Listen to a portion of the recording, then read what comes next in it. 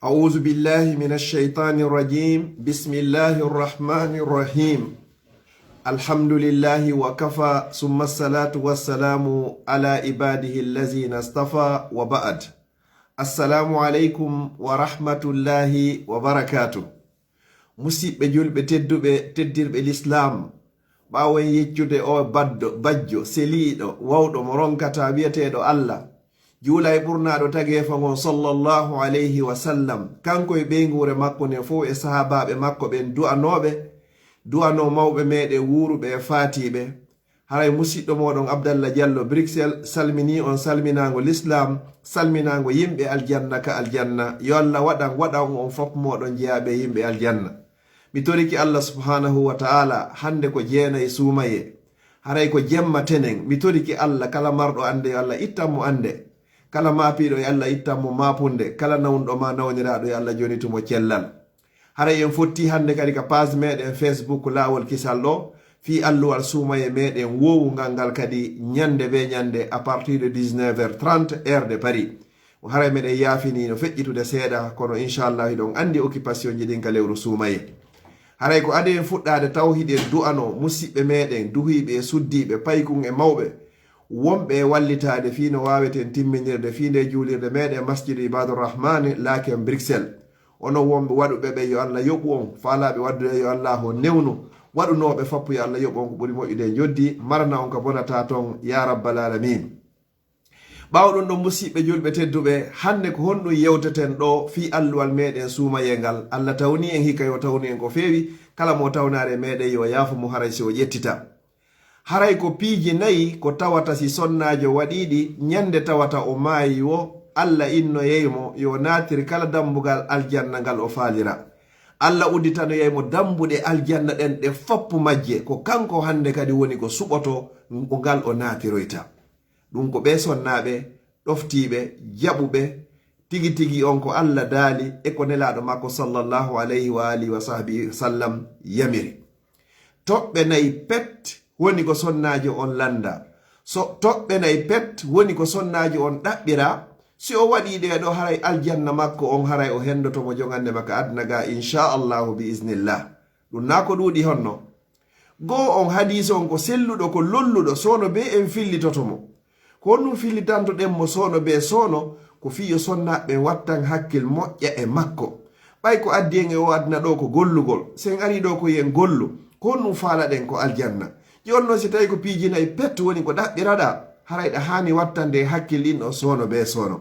si goɗɗo ariɗo ɗo Europe Occident ga ɓe inni sa waɗi piijinayi ɓe okkete kaydi wallahi summa wallahi a wakkiloto ha heɓa ɗin piiji ɗon hay si tawi ko qur'ano ɓe inno sa hunjikende tun a heɓay kaydi pellete en wakkiloto no fino heɓiren kaydi joni noon nelaɗo sallallahu alayhi wa sallam yaafo ɗon haray ɓe landaki en piiji buyi hay na jowi na jeego ko piiji nayi ɓeyni waɗu ɗiɗo pet an sonnajo on haray jande mayɗa o andu aljanna o woni aki hande kadi ko a natoyeɗon ara nun ɗum ɓe maaki iza sallatil mar'atu khamsaha si sonnajo on juuli waqtuji makko ɗin jowi no juulirte non e leere juuleteɗe on non timmina ruku e sujudu on e leer on hara mo ƴetti conci hanaɗi ɓornede ɗin himo laaɓi pos o laɓɓino ha moƴƴa o moƴƴina salligi on o ƴetta conci hanaɗi ƴettede ɗin o juula e leer o timmina ruku e sujud o timmina ko jangete kon hara ɗiɗo waktuji ɗi futorarimo ko ɗum ɗo woni toɓɓere aranere nden ko ɗum ɗo kadi mawɓe meɗen ɓe woni ko ne'iri en ko ɗum ɗo kadi woni ko landa ɗen ko ɗum ɗo kadi woni julɗo ko juulowo goɗɗo ko wi'iti ko julɗo wo so juulata haray wona o julɗo hakkunde julɗo emo wona julɗo ko julde nden kala juuluɗo ko julɗo kala mo juulata wona o julɗo ɗum ko nelaɗo sallallah alih sallam maaki al ahdu llazi baynana wa baynahum tarku sala ande de ko woni hakkunde meɗen enen e maɓɓe ko accugol julde nden kala accuɗo julde nden haray o woni kefeero ma o woni neɗɗo shirkowo yo allah dandu en ɗiɗi ɗi non joni noon ko julde nden sonnajo woni ko ɗaɓɓira taw ara nun ɗum yo eto julde makko nden timma o eto o wawa ko hana jangede kon e nder julde nden fuɗɗandema honto ka habbi no salligorte ko honnum o hani jangude so fuɗɗo salligade so gayni salligade ko honnum hani jangugol ko toon fuɗɗoyto taw ma ɓawo ɗum ɗon taw seeɗa ko honɗum o wawata laaɓirde e longal. So heɓi longal, so gayni fiilade, so gayni jibingol, so rendi kanko e moodi makko, si tawi ko wonandema jombaɗo, ma si o hoyɗitike ndiya yalti e makko, ko honno o laaɓirta e ɗum ɗo. O ara noon ka salligi hande kadi, ko honno salligorte timmingol salligi on. O ara ɗon, o ara ka nder julde, o ƴetta coñci timmuɗi si tawi hara himo juulude. Simo juulude ɓandu makko nun hay e hunde hana yaltitugol si wona yeeso ngon. Fiyo julde makko nden ƴette. Hay si tawi ko nde holodere dande ɗo woni ko yaltiti, si tawi hara himo juulude, hara julde makko nden nde timmari. Hara himo handi so inni Allahu akbar, ko honɗum jangete ɗon adow fuɗɗade fatiya on. Hara mo sellini fatiya, mo mari simoji hay si tawi ko 10 ko wattata e hoore fatiya on kon. So turike ka koppi ko honɗum o jangata, nde himo ɓanto ko honɗum o jangata, so ɓantike ko honɗum o jangata, so sujjoyi ko leydi hara himo andi ko o jangata, so ɓantike aɗo sujjitoyde ɗiɗaɓum hara himo andi, so sujjitoyi ɗiɗaɓum himo andi ko honɗum tayyorte. So salmini juulugol e nelaɗo ngo sallallahu alaihi wasallam, himo andi tayya ara noon e tayya ɗiɗaɓom. Si o salminoyi kay mo andi ko honɗum hani jangugol kadi. Ɗiɗo fop so andi ɗiɗo, o juuli e leer, himo laaɓi pos, inchallahu hara o heɓi tugalal gotal e tugale ko naɓata mo aljanna. Toɓɓere ɗiɗaɓere nden, wasamat shaharaha, o hoora lewru makko suumayenu. Ko fewndi fewno ɗo horugol suumaye. Si tawi sonnajo on o ala e fiilade yo hooru, si tawi sonnajo on wona jibinɗo haray yo hooru. Si o ala e muyninde, hara so muynini joni so hoori sonjay bobo yo hooru. Si tawi hina o sowiɗo, tawata sowanne nega sonjay mo haray yo hooru. Si tawi himo wondi e ɗiɗo, siko wonɗo e fiilade o yoɓitoya, siko jibinɗo o yoɓitoya, siko wonɗo e muyninde kadi o yoɓitoya, siko sowiɗo kadi o yoɓitoya. Si tawi hina ɗiɗo fop haray ko yo wakkilo o hoora. Kala ko o ñawli kon e julde nden, fewndo woni yiide ella makko kan Allah no okkimo. Kala ko o ñawli kon e julde nden, fewndo ka o jibbini ɗon ado o laaɓude, haray Allah hino okkimo. Haray ko woni o okkaka o, haray ko korka kan. Korka kan kadi si feƴƴi o eto o yoɓitira seeɗa seeɗa ado suumayego arde. Ko ɗum ɗon tugalal ɗiɗaɓal ngal, ko nde wotere e nder hitande. Ko ɓay ko nde wotere e nder hitande, ko ɗum haɗi Allah okkamo julde nden. Si tawino hara ko wano korka kan kadi ko laabiji 9 non e nder hitande, ma laabiji 4, ma no ɗuɗuno ɓuri lewru, Allah okkayno mo ɗum ɗon kadi wano o okkirimo julde nden. Kono ɓay ɗum ɗo ko lewru woturu, ko ñawlotoɗa ko kadi ɓurata balɗe 9 ma balɗe 7 ko ɗuuɗi o, ko goɗɗo fiiloto kon. Haray si ɗeɗo feƴƴi, a innaka kadi ya jokkidiroyɗe yoɓugol ngol, ko ya yoɓitude tunɗe timma ado hitande lannude. Ko non tugalal ɗiɗaɓal ngal ɓawo julde nden. Tammun ɗum ko honɗum, wa ata at zawjaha, o ɗofto moodi makko. Mo o suɓodiri on o inni ko oɗo mi faalayo wonu moodi an. Mo o suɓodiri on o inni ko oɗo mi faalayo wonu baaba fayɓe an. O ɗofto oɗo, waɗu mi waɗi, accu mi acci, ɗum ɗo welatalan, awa mi nani mi jaɓi. Ɗum ɗo hino welalan, awa mi nani mi jaɓi mi waɗay. Mi nani mi jaɓi mi waɗata, ɗum ɗo ɓay welata o. Ko ɗum woni ɗoftugal mo. Mi faalaka yaha nokkel kaari, mi yahata. Mi faalaka ma luttugol ma nokkel kaari, si Allah jaɓi. Ko ni mi faalaye wondir, mi nani mi jaɓi. Ko foppugo ɗo natori, haray nowru ndun e howru ndun. Si sonnajo o jaɓi ɗiɗo, haray o jaɓani moodi makko, haray o woni baata. Haray o ɗoftiki hande kadi, ko ɗum ɗo woni toɓɓere tataɓere nden, wa ata at zawjaha, o ɗofto moodi makko. Nelaɗo sallallahu alayhi wa sallam ɓe maaki, ayyuma imra'atin, wo sonnajo matat fatiɗo, wa zawjuha anha radin, hara moodi makko no yarlanimo no weltanimo, wo dakhalatil janna, o naata e aljanna. Haray fi honnum haqqe moodi ma on e hoore ma no tiiɗi. Nelaɗo sallallahu alayhi wa sallam no maaki, hay si tawi sonnajo hara moodi makko hino nawni, ha himo yirba, ha himo wondi e mborde, o fuɗɗi o ƴetti ɗengal makko ngal, o metti jogande maka hondu teppere ha ka tumbere hoore. Hara ɗum ɗon fof ko ɗengal makko ngal woni ko o mettiri, haray o gaynari jonnitugol moodi makko haqqe makko on. Yo andu kadi aljanna makko on ko ley koyɗe o gorko mo suɓodiri ɗo, haray ko woni. Si yehi noon ha ndaari e tawi wawata ko jonnitugol hakke on, Allah ko inni fa imsakum bi ma'ruf, ko wondire no moƴƴiri, aw tasrihum bi ihsan, ma sertiron no labira no moƴƴiri. Haray ko ɗon woni aljanna ma on, ko ya ɗofto fiya heɓu aljanna ma on. Si tawi noon haray hande kadi wondirtake no moƴƴiri, haray ko yo seedire no moƴƴiri. kono pellet sonnajo on haray mo duwa jonnituɗo haqqeji moodi makko ɗin wano woliri noon kadi moodi makko kadi no duwa mo jonnitude haqqe makko on walir rijali alayhi daraja nen sonnaɓe ɓe inni wo no wodani on sifa konko wodani sonnaɓe ko duwaɗa jonnitude moodi mako moodi ma kadi no duwama jonnitude sifa muɗum ka teddungal ka yurmede ka yiɗedirgol ka yurmodirgol ka giggol ka yiɗugol famille o yaw kanka ɗo yiɗa famille ma on ka yurmodirgol hakkundeji moɗon fopp kadi ko duwama ka on fopp an kadi hiɗa duwamo oyne no walir rijali alayhinna daraja kono haray ɓurdal hun seeɗa hino hakkude ton ɓay ko arrijalu qawwamuna ala nisa haray ko ɗum ɗo woni toɓɓere tataɓere nden tawata si sonnajo o waɗi haray yo andu dambuɗe aljanna ɗen udditanike mo ñande tawata kala o maayi toɓɓere nayaɓere nden e sakkitoro nden ko honɗum wa hafisat farjaha o reena ɓandu makko ndum o reena ɓandu makko ndum miɗo toro Allah yo Allah hiw neniraɓe meɗen e bandiraɓe meɗen e sonnaɓe meɗen e ɓiɓɓe meɗen kono haray hino hulɓini moƴƴa fewno ɗo ko fewnani en kon haray ga Facebook ji reenugol ɓandu ma ndum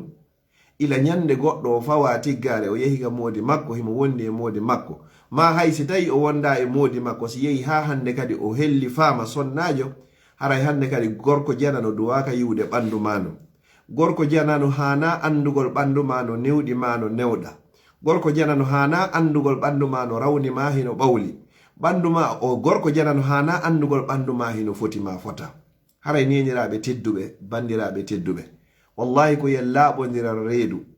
yo laaɓodiral reedu wallahi sonnajo mo duwa suuɗugol ɓandu makko ndum e worɓe jananɓe ɓe ko reeni wo ko reeni ko ɗum ɓurimo e moƴƴande e ɗi ko accitirta ni hoore makko si yehi no ha yehi ko ya pibliyu ɓandu ma ndum fappo holla jama on fuu hunde nde heɓi valeur wo si nde suuɗike ko si tawi hinde suuɗi si nde heɓa valeur kono si tawi ɓantuɗo gite wo yiyay fof humpaɗo wo humpitoto haray wawata heɓugol valeur hande kadi haray ka angal jonnugol mi torike sonnajo ko innana sonnajo ko suddiɗo ko sabu ko innana suddiɗo ko sabu ko suddi kon ko suuɗi ɓandu makko ndun kon torike Allah subhanahu wa taala yo Allah newnan onon bandiraɓe ɓen fuu wawugol renugol ɓandi moɗon ɗin e worɓe jananɓe ɓen wonon beru moodi moɗon ya rabbal alamin haray ɗe toɓɓe nayi ɗo mi fillitoɗe ko juulugol waqtuji ɗin horugol lewru sumaye ndum ɗoftagol moodi bo on tigi on si tawi haray himo jomba naya ɓunɗum haray ko renugol ɓandu ɗum ɗeɗo nayi ko ɗeɗo nelaɗo sallallahu alayhi wa sallam maaki kala sonnajo waɗɗo ɗeɗo yo andu haray tigi tigi on Allah udditanimo dambuɗe aljanna ɗen fop yo Allah udditan on neniraɓe bandira e bandiraɓe aljannaji ɗin fop ya rabbal alamin yeru sonnaɓe fewnoɗo e bandiraɓe meɗen ɓe wawari taw Allah newna naariɓe taw wawgol buumugol ɓalli maɓɓe ɗin mi toriki Allah yo Allah on newnanɓe ɓe wawa buumugol ɓalli maɓɓe ɗin en toranike ɓe Allah sabu teddugol ndu lewru suumaye yo Allah on arsikuɓe ɓe wawa yeru sonnaɓe wonɓe morade ko wiyete kon mesma rasta mi toriki Allah subhanahu wa taala yo Allah on accintinɓe en tawrari ɗum mawɓe meɗen mawɓe men yumma men moraki mes pati meɗen moratano ko mes en tawra ɗum ɗo jikku meɗen e nediji meɗen diina kan kadi jaɓa ɗum ɗo kono neɗɗo fo neɗɗo ala feƴƴuɗo jarribede mi toriki Allah subhanahu wa taala yo Allah accintin on yo Allah on accintin on yo Allah on accintin on waɗugol mese e hoore bandirawo tedduɗo miijiti ñande go goto e meɗen anda pellet mayde nden a anda mi anda ko hunde tuma nde arata kono pellet hiɗa andi miɗo andi ko pellet ko arore kono ko leer hombo ko saayi hon a anda mi anda hinde wawma juhude fewdo ka hattinɗa e cellal hinde wawma jehude kadi ara fewdo pellet ka nawnuɗa ɗon haray selluɗo hino maaya acca nawnuɗo selluɗo hino maaya acca nawnuɗo joni noon est ce que bandirawo miijito mi landiran ɗo yewterande hiɗa yiɗi yo mayde nden aru tawama hara hiɗa moori mes hiɗa yiɗi yo mayde nden nange malakul mawti on ajara iilu o aranama tawata ko mes woni ka hoorema bandirawo tedduɗo hiɗa yiɗi yo malakul mawti on o wiyeteɗo ajara iilu mo noddirten noon yo ar hara hiɗa watti peɗa ko ayyo bandirawo tedduɗo ko hombo e meɗe yiɗi ndeɗa maaya hara koye nder boite de nuyi woni ko mayoyta wallahi mi yiɗa a yiɗa minen worɓe ɓen haysi men yahay ka boite ji ñande men faala dewgal sunna e farilla wo sonnaɓe ɓe men fottaynoɓen ka boite ji min jaɓata jombugol ɓen ɗon onon sonnaɓen kadi hay so yahay ka boîte ji nuuyiji ñande faala ɗon moodi dewgal sunna e farilla wo ɓe fottayno ɗon ton ɓe worɓe no yuppi tuuɓe no fiima cigarette no yara beere no jaato rewɓe wallahi ɓen ɗoga faltake ɓe waɗama wona moodi ma menen worɓe ɓen onon worɓe ɓen fuu kala yahay ɗum wattude nuyi ko hombo e meɗen jaɓata yo dewgal muɗum hume e bar e dancing hay e gooto ko hombo e meɗen yiɗata hara ko yarowo beere humanayi ma dewgal ngal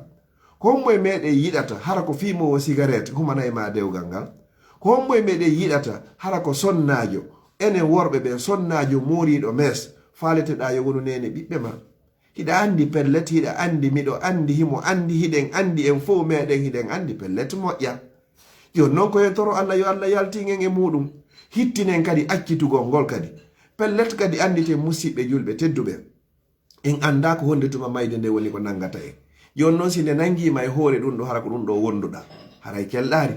miɗo toro Allah subhanahu wa ta'ala on yo Allah accintin en dendagal bakkatuji bonɗi ɗi fop majji ɗi janɗi ɗi fanɗi ɗi suuɗi ɗi feeñi mi toriki Allah kala jarri boraɗo waɗugol bakkatuji yo Allah on accintinmo sabu teddugol ndu lewru ɗo o yaafo en bakkatuji meɗen fop ya rabbal alamin haray o weltanama inchallah si muuyowo muuyi haray en jango si tawi jon jango jaɓi à partir de 19h30 heure de Paris inchallah ko wonno ka ɓaawo caméra hum moɗon ɗo ka page meɗen Facebook lawol kisal ɗo ko musidɗo moɗon Abdallah Diallo Bruxelles depuis Bruxelles ka juulirde meɗen masjid Ibadur Rahman haray e nder Laken wassalamu aleykum wa rahmatullahi wa barakatuh.